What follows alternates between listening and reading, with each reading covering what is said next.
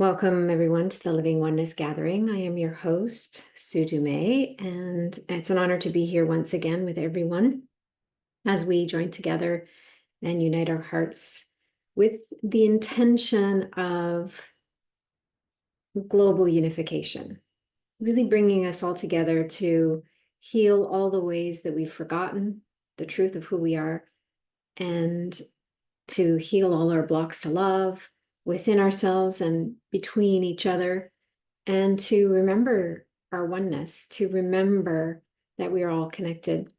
For me, living oneness is a way of being in life.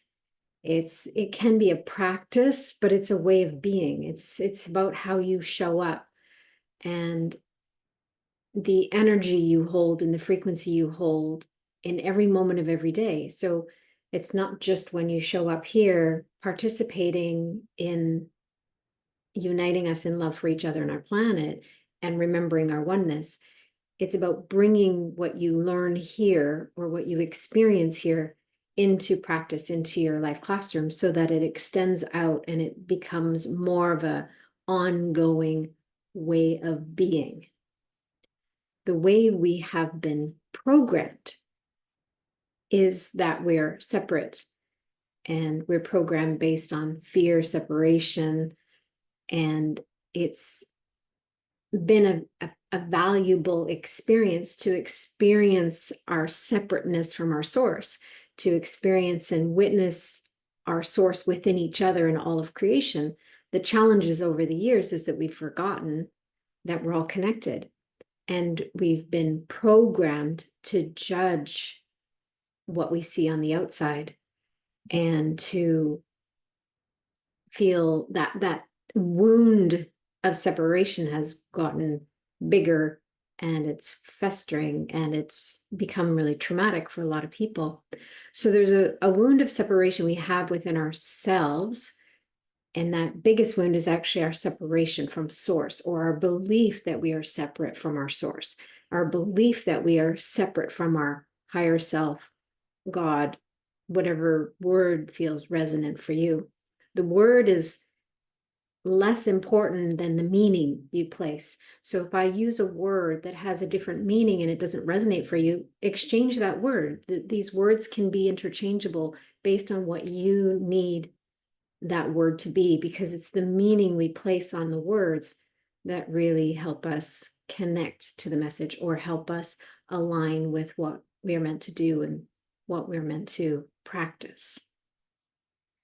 When we reflect on the idea of living oneness, what we're really choosing to do is heal our blocks to love and heal that wound of separation within ourselves, so we can experience a sense of oneness within ourselves. But when we also want to remember the experience of oneness with all of creation, and we can have that experience with nature, we can have that experience with a creature, an animal, something that seems innocent and vulnerable. Where it becomes more challenging to remember our oneness is when there's conflict, or there's turmoil or resistance on the outside, or there can be more of an experience of confliction or differences. There's a difference between honoring our differences and judging our differences. And when we can honor our differences, we can still feel that deep connection that we have to all of creation, to each other, even if we're different, even if we have different beliefs, even if we have different backgrounds, even if we have different color of skin or different appearance, we can still feel connected. It's that filter of judgment that adds another depth of separation. And that's that gaping wound that we're all really feeling right now. And it's a collective wound. It's a collective trauma that has been in place for a long time, but it festers more, or it becomes more infected when it's injected with more and more judgment, with more fear, with more guilt, shame, projection. So today we're going to look at the experience of oneness within ourselves, the experience of oneness with all of creation, by lifting that filter of judgment, lifting those filters of and programming of fear and guilt and obligation and all the things that come along with the experience of being human or having a human experience. The intention is to be able to embrace our human experience, to embrace our humanness, to embrace our human life classroom. We're not going to deny it. We're not going to judge it. We're not going to push it away. We're not going to meditate and stay away from it. The goal is to actually be in the human experience and embody our divinity at the same time. It's both. It's not one or the other. A lot of people will have experiences where you have kind of swing from one to the other. It's about finding that middle way. And in that middle way, we can actually be within our human experience, our human life classroom, heal our blocks to love, heal the ways that we've been programmed with fear and guilt and separation, heal that wound of separation within us and around us, within our communities and beyond, and embody our divinity, where we're so fully embodied by our divine essence that we become beacons for love or messengers of love. And we become tuning forks for love, for compassion, for empathy, for our divine nature. When enough of us align with that and hold steady in that, so it's not just about come to the Living Oneness gathering and then go home and erase everything that happened or forget about what happened here. It's take it with you and be the tuning forks in your life, be the messengers, be the beacons of light, be the presence of divinity, and allow it to animate you through your humanness, allow it to animate you through your words, through your gestures, through your eyes, through your every aspect of you. That, for me, that's what living oneness is. And that's what heart-led living is as well. It's being able to fully embody the message and be the frequency of that message, and let that be the signal that you put out into the universe, and let that be the energy signal or message that you put out when you're in the room or in the space with others. All of us have had an experience where we feel sensitive. We walk into a room and we can feel something. You can get a sense that something went down, and maybe not something so great. You can walk into a room and go, whoa, something really heavy happened here. Like maybe there was a big argument or something that happened, or everybody's not maybe in a workplace where no one's really cohesive or coherent. It's not a coherent group. So there's discord and energy. Something feels off in the room. Then you can walk into another room and you can feel the unity, the connection, the anticipation, the excitement, the joy, whatever it is. We don't even have to have words, and we can already feel and experience what's happening in that space. When we're approaching things or witnessing things from a perspective of energy, I like to blend spirituality and science. But if we approach everything from a place of energy, we're all energy, everything's energy, all of creation is energy. If we approach it from a place of energy, your energy field is communicating with the energy field of everything around you, whether you realize it or not.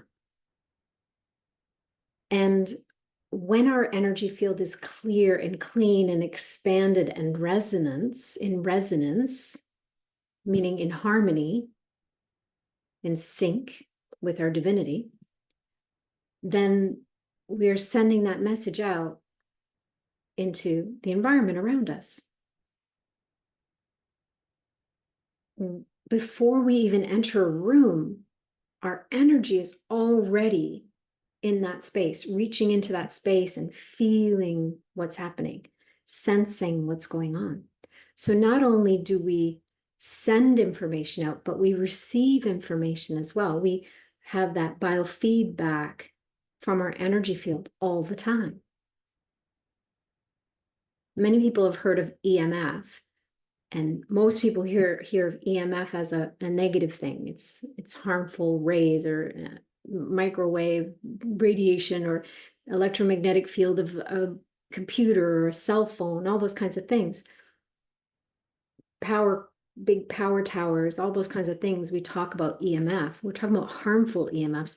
There's supportive EMFs, there's natural EMFs, electromagnetic field. That's what it is. We all have an electromagnetic field. In fact, everything in creation has an electromagnetic field. A rock, a tree, an animal, a person, a planet, the sun, the moon. Everything has an electromagnetic field, and it creates a field around us where the energy flows in all directions. So it's 360 degrees above and below and all around us. And we have a channel that it runs through. And I talk about the toroidal field and the electromagnetic field a little bit more in the healer's toolbox. But for this moment, I just want you to understand that there is an electromagnetic field around you. That's why you could go and stand by a tree and feel peaceful, feel restful, or feel grounded.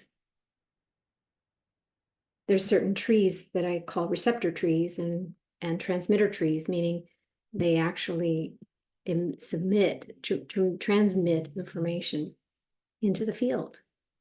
And when your energy field is near the energy field, the electromagnetic energy field of a tree, you can sync with it, and it can sync with you. And most trees are in resonance. Most trees are just naturally in resonance. So the energy of the tree is in harmony with the environment around it. So to go and sit by a tree in nature, in a forest, allows your energy field to be harmonized and sync. This can happen with people too. That's why when people come and they sit beside me, even if they don't know me, they're like, you're just so grounding. You know, I get different feedback, but most of it just feels so grounded or peaceful around me. So I am holding the frequency. It's a natural frequency for me. I'm about grounding and peace and calm for the most part. I have my human moments, but that's the effect I have on people. Other people are real sparks of joy, and that's the effect they have on other people. So my invitation is for you to recognize that in every moment, your energy field is communicating with the energy field of everything around you. So what message do you want to send? What frequency do you want to hold and then send out into the world? Is it one of anger, resentment, frustration, irritation? Or would you prefer to hold the frequency of love, compassion, empathy, peace? Whatever word resonates with you. And that word can be different each day. So you could hold the frequency of peace one day, and the next day you're like, today I'm going to show up as love. And the next day you could hold the frequency of a smile, and whatever that smile means, you'll see it reflected back on you from creation as well, from different individuals and different experiences. So as you rest your eyes closed, if you haven't already, I want you to sink into recognizing and being open to shining light on what is your frequency set point. What do you tend to land in as a set point? And then that can be different from what your intention is in each day. So we can have the intention of showing up as love, but the set point might be just stress or anxious or worry or irritation or restlessness. So just tune into and really take an honest scan of your field and your body, your heart and your mind. Just really feel into, what is my set point? What is the default setting that I revert back to? And often our set point and our default setting is related to our upbringing and our programming and the conditioning of the environment around us.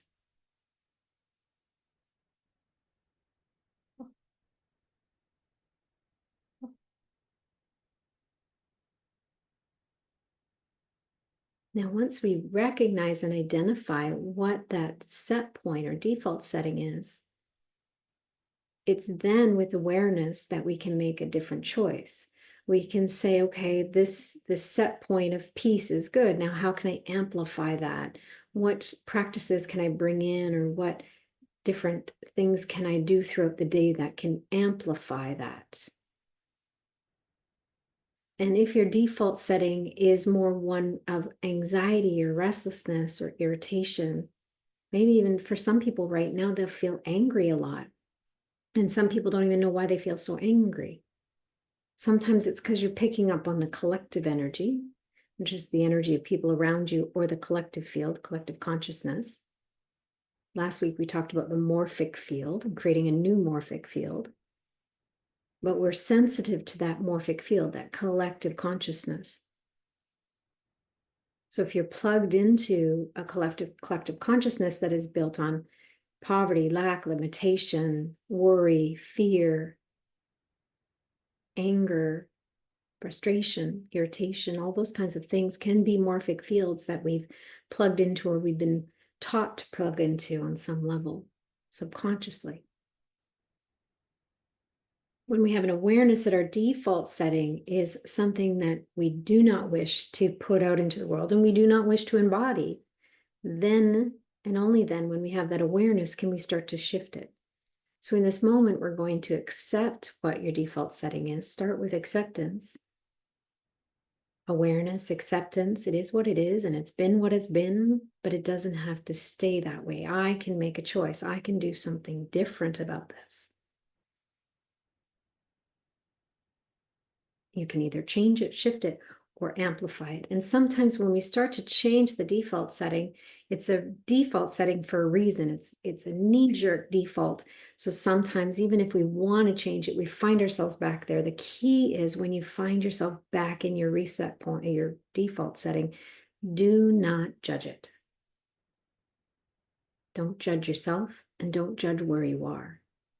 There's a moment you judge yourself and where you are, you add fear to the mix. And judgment is a form of resistance. You're resisting what is. You're judging what is. So as we take a deep breath and we let go of the judgment of our default setting,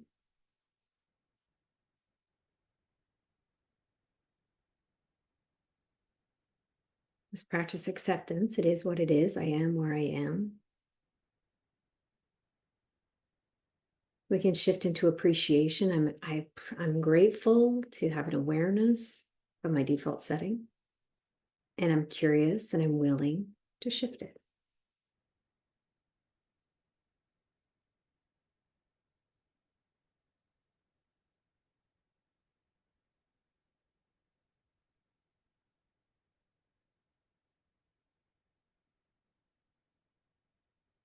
And as you take a deep breath, just bring your awareness into the space in which you feel that the default setting is coming from. Where is that set point within you, within your body, within your energy field, maybe within your mind, or maybe in a couple different places? Feel the energy of the old way of being and breathe through that. Remember, we're in that space of acceptance and awareness.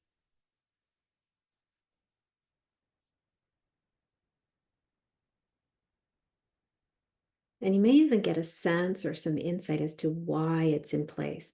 Perhaps it's been programmed there, or you implemented it somewhere along the way as a child to protect yourself, to keep you safe.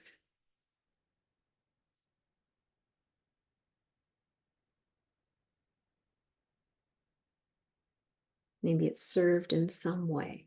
Maybe it was a coping mechanism. Maybe it was the best you could do at the time, and that's okay. The best you could do with the awareness that you had. But now, as we shine light there and increase our understanding and increase our awareness, we can accept it and we can make a conscious choice to shift it. So asking yourself, how is this default setting serving me? How has it benefited me? Not always a positive benefit, but a benefit in the way of coping or keeping you safe and protected.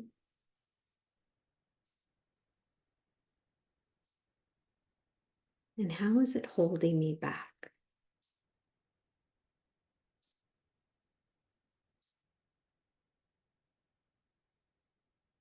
When I ask these questions, my invitation is for you to go with the first thing that pops in. It's usually your intuition speaking. So the first thing that pops into your awareness is usually your divine giving you the answer, your divine guide,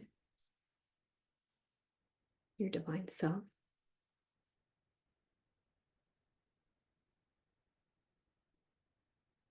Now let's explore. Ask the question, see what pops in. How is this set point feeding my wound of separation?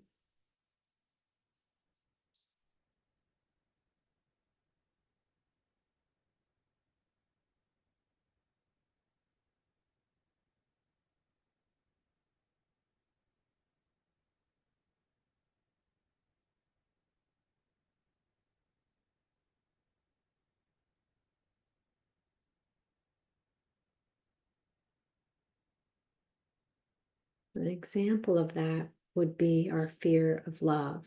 A lot of times people are afraid to love because they're afraid to be hurt. Some people are afraid to love because they're afraid to lose somebody. If they love them, the more they love them, the more it hurts when they lose them. The fear of loss.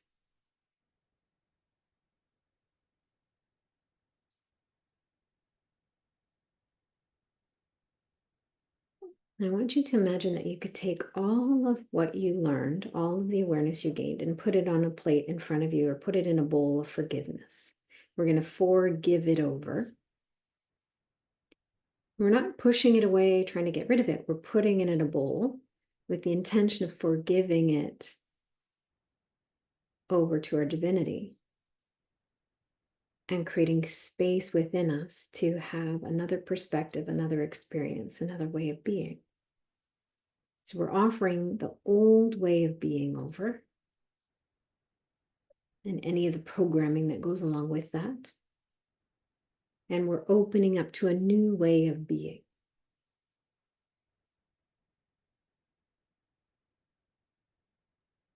Now, as we offer it over, some may feel a sense of loss and grief in letting go. So just honor that if that comes up.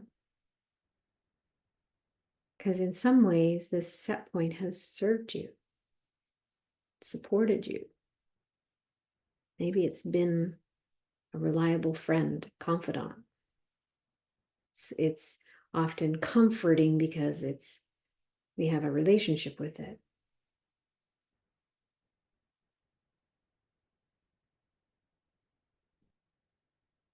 So the invitation is to let it go fully, a full let go. Take some deep breaths into the space it creates. And then invite a new perspective. And let that new perspective come in whatever way it needs to. It might be an energy, it might be a vision, a color, a feeling, sensation. And it could be a vision or even a memory recall, which invokes a an experience or feeling.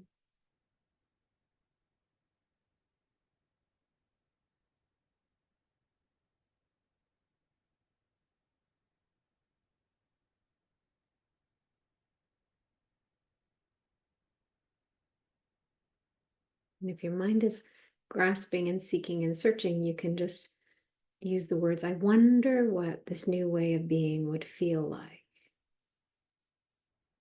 I wonder what this new way of being is meant to be and look like. Wonderment creates a curious mind, opens up space to receive.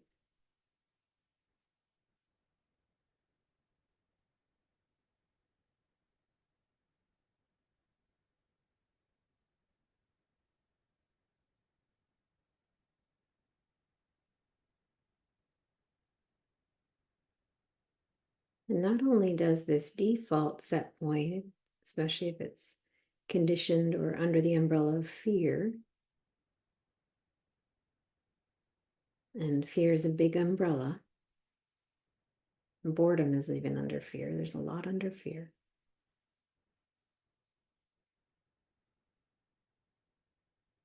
As we lift this and place it in that forgiveness bowl, we create an opening to feel that divine connection to our divine self. So just to paint an understanding in the mind, this is one perspective.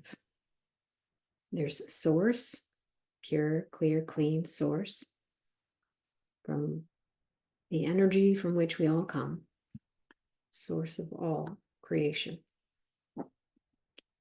And then there's our divine self or soul, which is a unique expression of divinity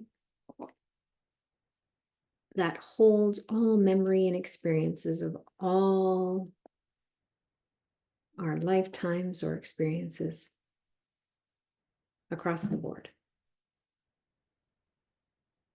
And then there's our human self,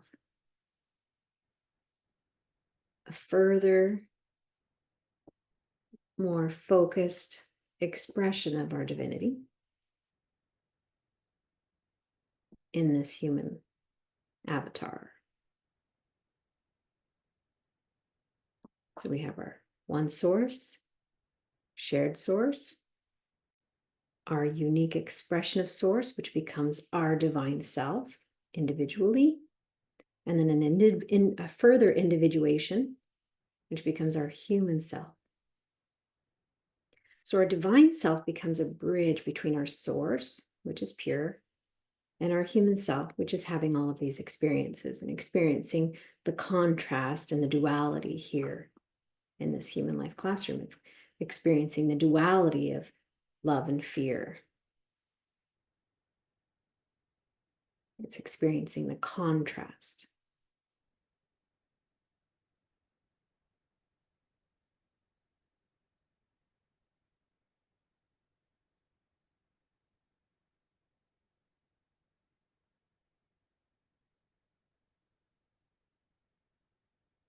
So when we connect to our divine self as a guide, our divine self becomes the bridge, guiding and leading us based on all of our experiences as a soul being, guiding us and directing us in the moment. And it's always in support of our own evolution, our individual evolution, our individual experiences, as well as the collective. And more so now, the collective is coming into the equation. So our divine self orchestrates everything on our behalf and behalf of all creation. But our divine self is first and foremost informing our human self. Your divine self is informing your human self. My divine self is informing my human self. And that contributes to and informs the collective as well, all of creation.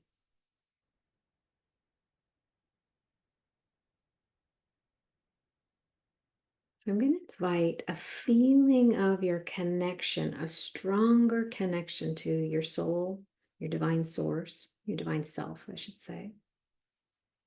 And keep that word, divine self, with a capital S. Some people will call this the higher self or the lower self.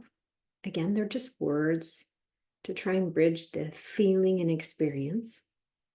It's more important to connect to the feeling and the experience than get caught up on the words. But if a word hooks you and it becomes a point of resistance, then change the word.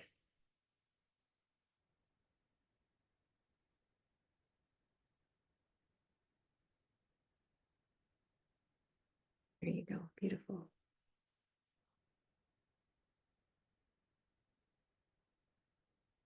Now imagine that your divine self is the bridge, but also your heart is the bridge. So the space of the heart can hold that connection, and it receives messages without the filter in the mind. It can bring in the intuitive guidance and become in the internal GPS without interference, without filters, without programming, without resistance. So imagine that your divine self had a direct line to your heart. Most of us are taught to ask our divine self and receive at the level of the mind, which is we think is in the head, which we talked last week, and we understand that it's not just in our head. The mind is not just in the head, but this is what happens. We bring the guidance into our mind, we think about it, and then maybe it gets to the heart. But usually by the time it gets to the heart, if we filter it through the mind, it's already shifted or it's already been limited.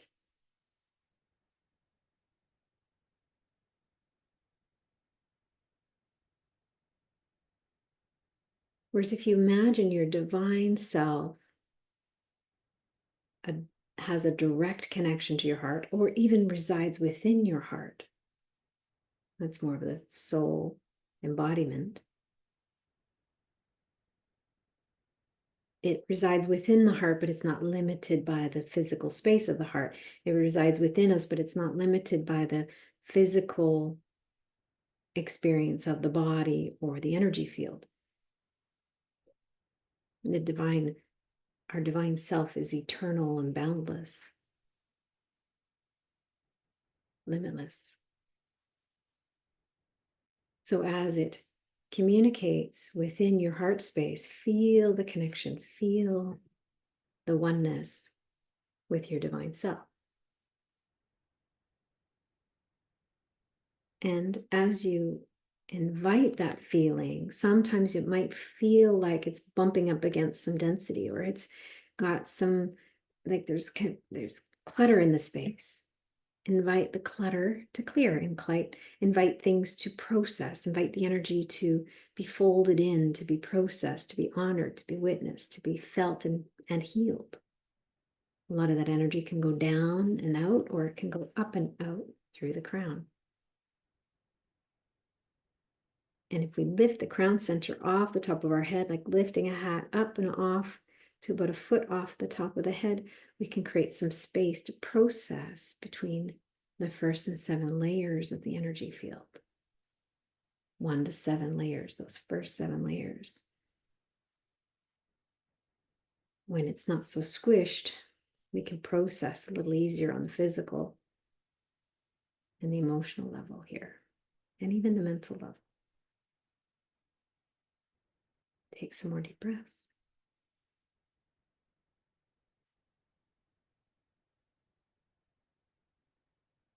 So in your humanness, feeling that connection to your heart, and in your heart, feeling that connection to your divine self, and in that divine self space, feeling a connection now to your source, the one source that we all share.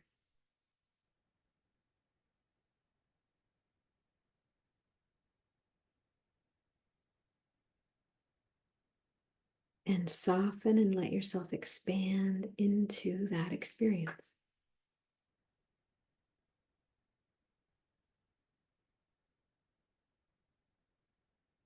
And invite it to amplify a little bit more for some of you.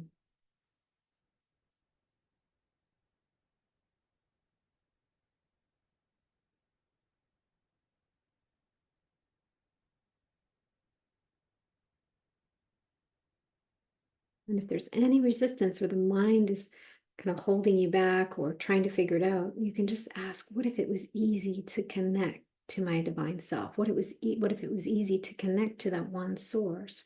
The one source, feel that connection to oneness. Even if it's just a little bit.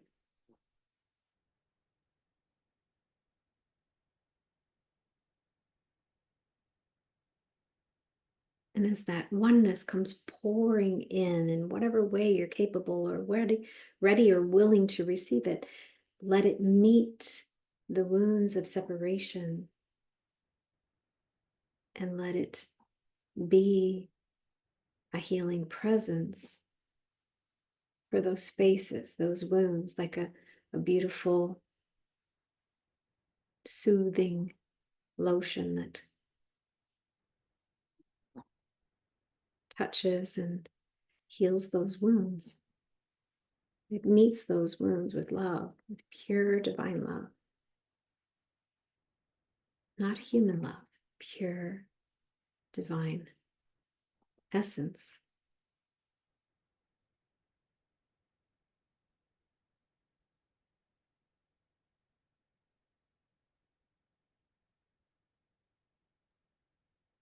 Once we let that energy expand within and around us in whatever way that we're capable of allowing it in this moment.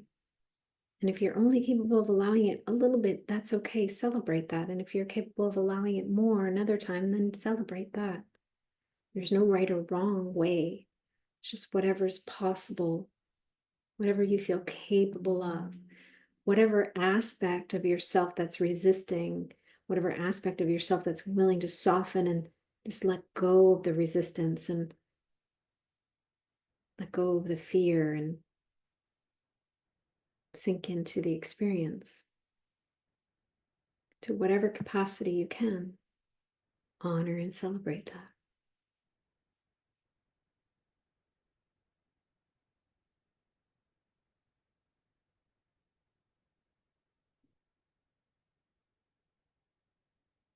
Some energy trying to rise in some of you. So some of you are trying to send it down or wanting it to go down with gravity. And I feel like some of it wants to go up. So I often will experience it either like a drain of water going down or a geyser shooting water going up and out. So just let the energy, because it has a beautiful innate intelligence. It knows what it needs to do in order to harmonize and come back into resonance. It knows where it needs to go in order to do that as well. So sometimes it needs to clear from our field in order to be transmuted. Some energy is transmuted down through the grounding cord and into the earth because Mother Earth can take it and reuse it, transmute it, and change it, shift it in a way that it would serve. And then some energy needs to be released out through the top of our head, through the top of the crown, and the top of the energy field out into the ethers, into that layer of oneness where it can be transmuted. Other energy may need to be released and then quarantined until it can be harmonized and balanced. There we go. Beautiful. And at the same time, some energy just finds a little way, like a mouse, out the side of the body, down the arm and out the finger, or it comes out through the side of the body, or it comes out through one leg or the knee, just inviting any of the energy that is discordant, that's not harmonized, or it's out of balance, Meet it with love. Invite it to harmonize. Invite it to balance. And then give it permission to clear from your field or from your body, to be folded in, maybe even folded into a beautiful recipe of love.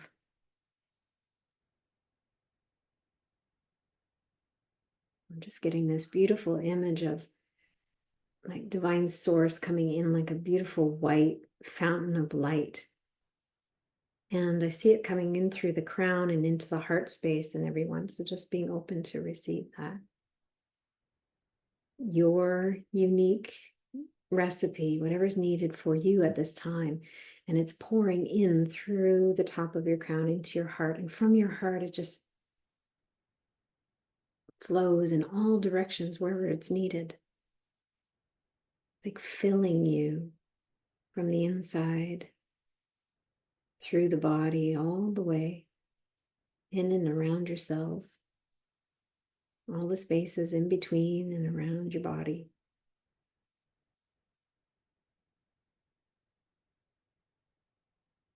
And imagine this beautiful liquid source, which represents your oneness, your remembrance of your oneness, your experience of your oneness, the essence of you as one with all of creation.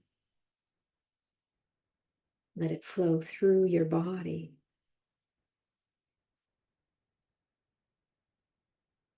And then opening your heart, opening your mind, opening your whole energy field, all of your beingness.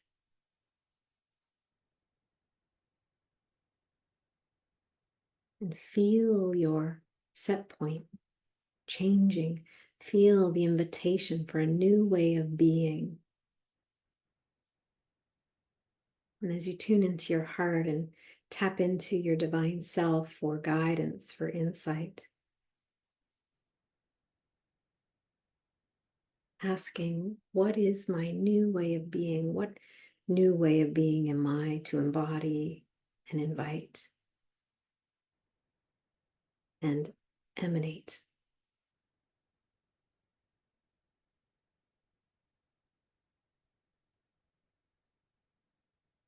Trusting the first feeling or words that come in, and then saying yes to it. Yes, thank you. Yes, I'm willing.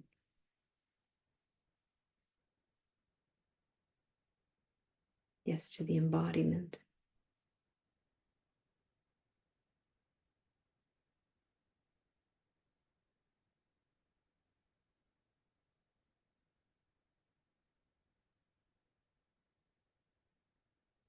Anytime you catch yourself not breathing or your breath goes shallow, that's a space that you're bumping into that's fear. So meeting the fear, inviting the breath, and inviting that fear to be honored, to be witnessed, to be processed.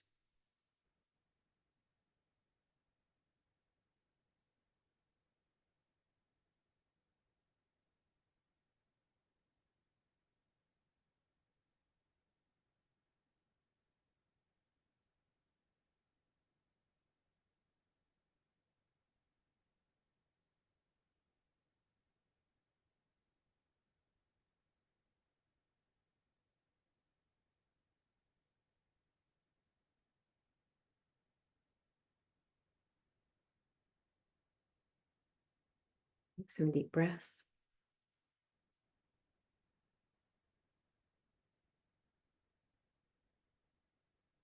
And with each breath, feel more and more alignment, more and more attunement with the energy of your new set point, this new way of being.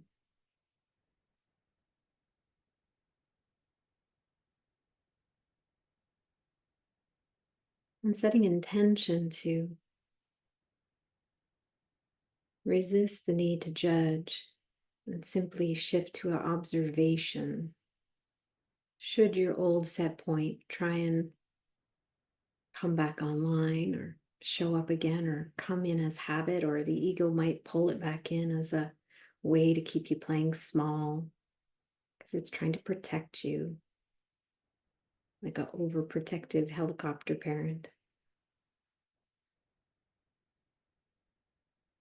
Just recognizing that you can meet any parts of you that are hanging on to the old way. You can meet them with love, with compassion, with tenderness, with patience,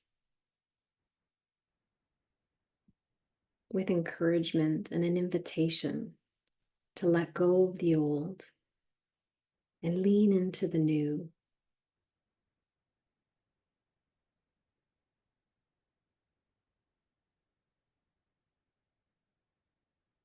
To say yes to a new way of being.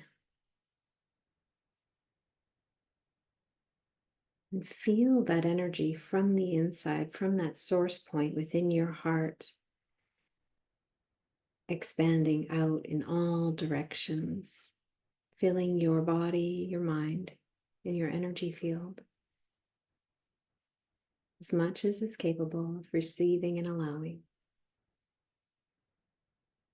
And if there's any spaces that are feeling resistant, just fold around them, surround them with a beautiful blanket of it without judgment.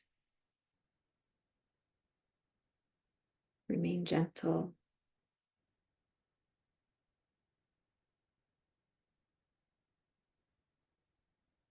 And recognize that those parts within you that are still holding on to fear, or those parts within you that are still resisting, they don't need to hold you back in this moment. They don't need to hold you back. You can fully embody and surround those aspects of yourself with a tender blanket of love. Knowing that eventually, ultimately, all aspects of yourself, all aspects of your humanness will come into harmony and balance, will come into resonance with this new way of being, remembering your oneness with all that is, all that was, and all that will ever be.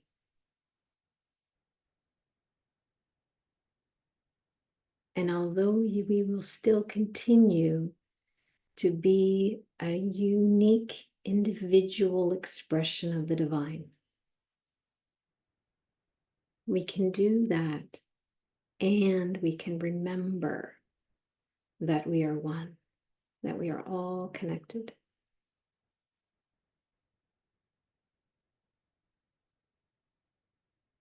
Take some deep breaths, inviting this feeling to continue to be integrated as deeply as possible, inviting your cells and your body and your systems to assimilate this new way of being so it becomes a new set point, a new potential to hold steady in.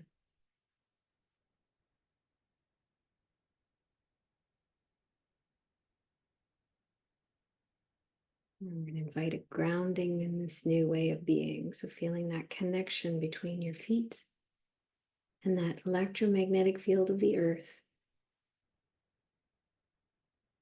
Feeling the harmony between this new way of being, your physicality. So on a frequency level, on a physical level, and then that connection with the earth.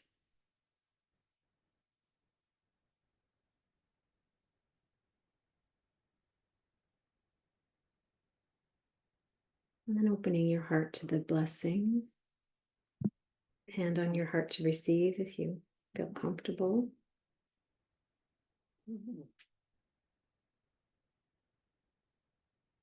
May you continue to allow this full embodiment of your divine essence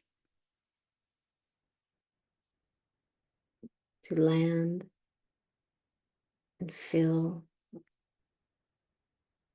and illuminate all of your beingness.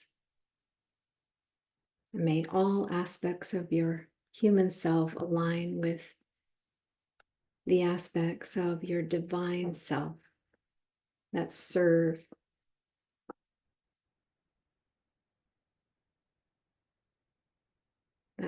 you in a way that you can remember the truth of who you are, that you can fully embody the truth of who you are. May you be a beacon of light, a messenger of love,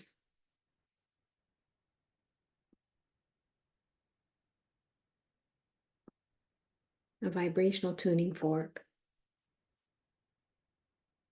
for your unique divine expression. And may you allow your divinity to animate you in your humanness in every moment. And when you forget, you forgive. And when you remember, you celebrate. And so it is. A thymus thump if you like. Yes, thank you. 3 times. Yes, thank you. Yes, thank you. And so it is.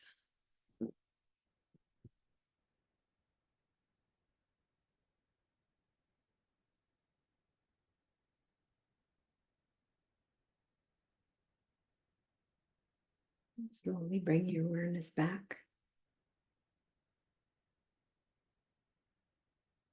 Bringing that embodiment with you, remembering that you're not separate. You don't have to leave that space and come back to somewhere else. It's not separate from you. It's about keeping the connection, holding it as best you can. And as you come back to the space, and when you're ready, you can open your eyes. Sometimes when you open your eyes, you feel like you've lost it a little bit, but trust me, you didn't lose it. We just, the moment you opened your eyes, you added a little filter. So it may have looked a little further from you, but it's just a little filter that came in place. So if you feel inspired, you can share in the chat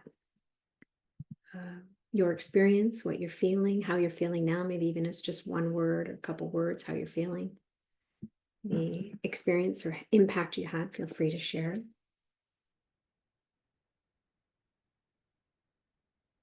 So the more we practice this, so whether you keep showing up with the live experiences and contributing that way, or whether you listen back to the replays and experience it over and over again, it's a practice for you to remember. And there's so much in our environment that will cause us to forget and to kind of remind us that make us believe we're separate. So anything you can do to bring yourself into this remembrance. And the word I got in the embodiment I felt today was deep reverence. I get deep remembrance and reverence a lot, but reverence came in for me really strongly. It's like be in reverence to everything and everyone I come in contact with. And to embody that in my humanness is the invitation. So for you, whatever you received, if there's a word or a feeling or sensation, find a symbol, and you might even write it out on a sticky note or put something on the wall or the mirror that can remind you of that. Because it's easy to forget. The world is it's programmed to keep us forgetting. So when we can remind ourselves, it's helpful. Just a few little things to make sure everybody's aware of. The next Living Oneness gathering, the next live Living Oneness gathering will be on Tuesday, July 23rd. So I'm going to be away next week. So the next one will be on Tuesday, July 23rd at 10. And then August 1st will be the live experience with the intuitive readings. That's on a Thursday. And then I don't have the dates for August yet, but you can put those in your calendar so you've got them in place. You can also go to the replay page which also has that information of what's coming.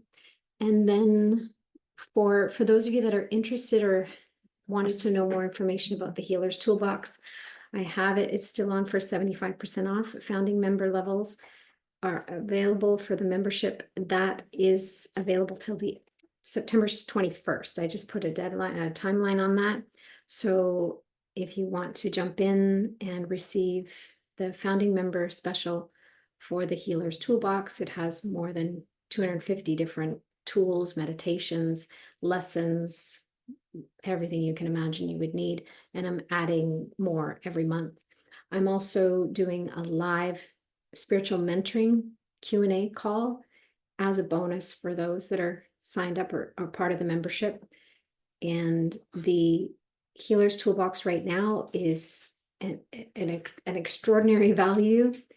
It's 75% off and it's only $11 per month or $111 per year. So if you feel inspired to receive support and to be able to go in, reach in and grab what you need in the way of tools or meditations or lessons, the Healer's Toolbox is a great way to do that. It's an accumulation of my work over the last 30 plus years, and I'm adding more and more as we go along. So it's a real source of what's currently going on too. So it's been a work in progress for me to build it out, but it feels really good to be able to share it at such an affordable level. So I invite those of you that are interested, you can go to heartledliving.com/toolbox and you'll find it, the information there. So I'm just going to read a few comments because I just want to acknowledge those that did share. Beth is feeling open and in gratitude. Susanna, I just feel love, warm love, beautiful. Marilyn is feeling peace and calm. Julie's gratitude. And this is always, see this here. Deborah, thank you. This is so beautiful. There's another one. Gratitude, remembering to flow through the bumps. Yes, very much so. Grounding and centering. Thank you, Andrea. In reverence, Larry. Beautiful.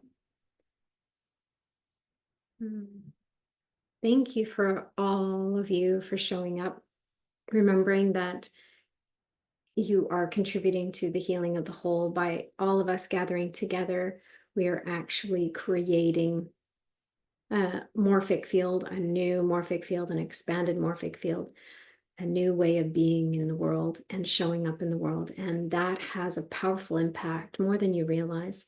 And the good news is we don't need everyone in the world to align with this new energy. But if we can create a tipping point, we don't need that much. So maybe like, like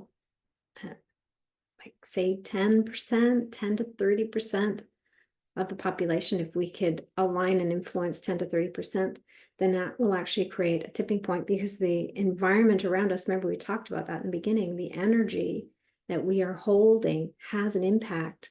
And even if we don't go into a room, even if we don't have direct contact with people at that time, in that moment, it's having an effect. So recognize that your presence is healing.